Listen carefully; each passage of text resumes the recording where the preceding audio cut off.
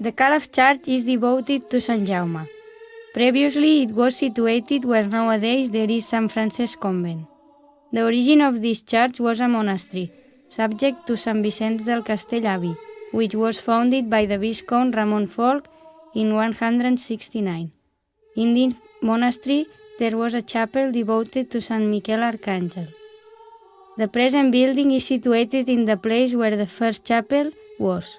It was started to build at the end of the 16th century, with Francesc Sala as a prior, and was opened to the worship in 1639. It has only one nave with lateral chapels and quadrangular ground plans. There is a crypt under the presbytery. The church is 40 meters long, 12.5 meters wide and 12 meters high. On the right side of the church there are 6 altars and on the left side only 5. They are from the last Gothic style and they had a great influence from the classics on the pillars. There was an organ and an altarpiece which were destroyed during the Civil War in 1936. Inside the church there are some stained glass windows, which light the walls. These stained glass windows perform some scenes from the Catholic religion. There are 7 stained glass windows devoted to different saints: Saint Calamanda, patron of Calaf, Saint Anthony of Padua, Saint Miguel Arcàngel, and Sant Jaume Apòstol. These stained glass windows are in the high part of the presbytery. There are 10 stained glass windows in the central part of the nave which perform some scenes from the Bible.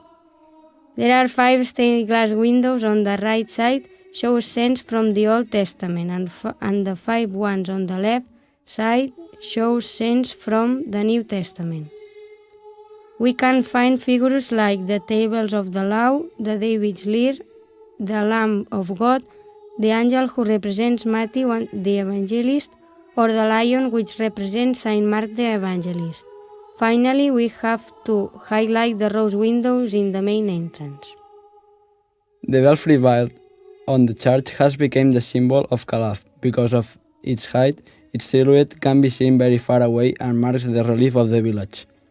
It is the highest belfry on the area and one of the highest in Catalonia. It was built after the church and finished in 1889. It is 56.60 meters high, and you can visit it on a guided tour every second Sunday in the month after the Mass. On the top you can see the roof and upstairs the belfry. From the top you can see the village and the big area around it.